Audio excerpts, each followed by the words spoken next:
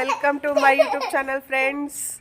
ಇಬ್ಬರು ಬಂದಿದ್ದಾರೆ ಇವತ್ತು ಹಾಸ್ಟೆಲಿಂದ, ಮಿಂಚು, ಶ್ರುತಿ ಅವರಮ್ಮ. ಇವತ್ತು ನಾವೆಲ್ಲರೂ ಎಲ್ಲಿಗೆ ಬಂದಿದ್ದೀವಿ ಅಂದರೆ ಶಾರುನ್ ಲಿಸಾ ಅವ್ರ ಮನೆಗೆ ಬಂದಿದ್ದೀವಿ. ನಾವಿವತ್ತು ಫುಲ್ ಶಾಪಿಂಗ್ ಎಲ್ಲ ಮಾಡ್ತೀವಿ. ಅದೇನೇನಕ್ಕೆ ಅಂತ ಹೇಳ್ಬಿಟ್ಟು ಆಮೇಲೆ ಹೇಳ್ತೀನಿ.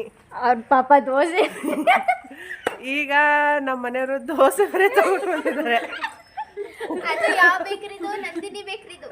ದೋಸೆ ತಗೊಂಡು ಬಂದಿದ್ದಾರೆ ಫ್ರೆಂಡ್ಸ್. ನಮ್ಮ ಮನೆಯವರು ದೋಸೆ ತಗೊಂಡು ಬಂದಿದ್ದಾರೆ, ತಿನ್ನೋಣ. ಆಮೇಲೆ ಇವತ್ತು ಫುಲ್ ಶಾಪಿಂಗ್ ಇದೆ.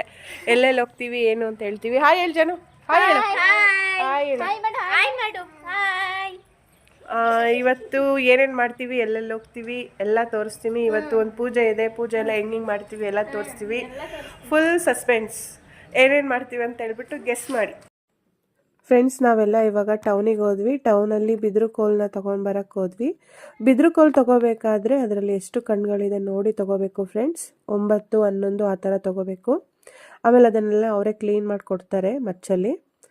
ಆಮೇಲೆ ಅಲ್ಲಿ ಹೂವಿನ ಹಾರ, ಎಲೆ, ಅಡಿಕೆ, ಬಾಳೆಹಣ್ಣು ಎಲ್ಲ ತೊಗೊಳಕ್ಕೆ ಹೋದ್ವಿ. ಎಲ್ಲರೂ ಹೋದ್ವಿ, ಏಕೆಂದರೆ ತಟ್ಟೆ ಇಡಬೇಕಲ್ಲ ಫ್ರೆಂಡ್ಸ್. ಹಾಗಾಗಿ ಅವ್ರವ್ರಿಗೆ ಏನೇನು ಬೇಕೋ ಎಲ್ಲ ತೊಗೊಂಡ್ವಿ.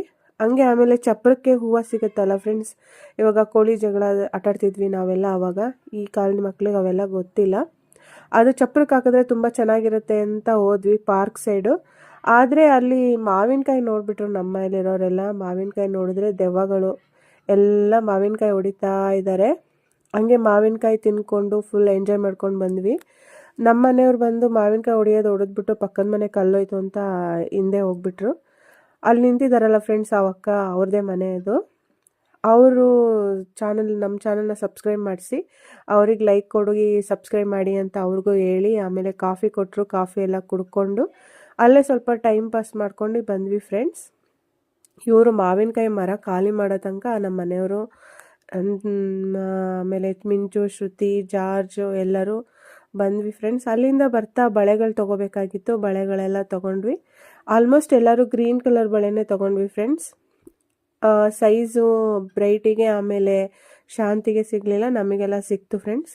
ಹೆಣ್ಮಕ್ಳು ಗೊತ್ತಲ್ಲ ಫ್ರೆಂಡ್ಸ್, ಶಾಪಿಂಗಿಗೆ ಹೋದರೆ ಸುಮಾರು ಹೊತ್ತಾಗುತ್ತೆ ಅಂತ ಹೇಳ್ಬಿಟ್ಟು ಅಲ್ಲಿ ನೋಡ್ತಾ ಇದ್ವಿ ಏನೇನು ತೊಗೋಬೇಕು ಏನೇನು ತೊಗೋಬಾರ್ದು ಅಂತ ಹೇಳ್ಬಿಟ್ಟು. ಆಮೇಲೆ ಮೆಹಂದಿ ಎಲ್ಲ ತೊಗೊಂಡ್ವಿ. ನಮ್ಮ ಸೈಜು ಸಿಕ್ತು, ಆಮೇಲೆ ಇವರಿಬ್ಬರು ಸೈಜ್ ಸಿಗಲಿಲ್ಲ. ಹಂಗಾಗಿ ಫಸ್ಟು ನಾವು ತೊಗೊಳ್ಳೋಣ ಅಂತ ಹೇಳ್ಬಿಟ್ಟು ತೊಗೊಳ್ತಾ ಇದ್ದೀವಿ. ಬೇರೆ ಏನಾದ್ರು ತೊಗೋಬೇಕಾ ಅಂತ ಹೇಳ್ಬಿಟ್ಟು ಯೋಚನೆ ಮಾಡ್ತಾ ಇದ್ವಿ ಫ್ರೆಂಡ್ಸ್. ಇವಾಗಲೇ ನಿಮಗೆ ಗೊತ್ತಾಗಿರಬೇಕು, ಬಿದಿರು ಕೋಲು ತೊಗೊಳ್ತಿದ್ದೀವಿ, ಬಳೆಗಳು ತೊಗೊಳ್ತಾ ಇದ್ದೀವಿ ಅಂತ ಹೇಳ್ಬಿಟ್ಟು. ಮದುವೆ ಅಂತ ಆಲ್ಮೋಸ್ಟ್ ಎಲ್ಲರಿಗೂ ಗೊತ್ತಾಗಿರುತ್ತೆ.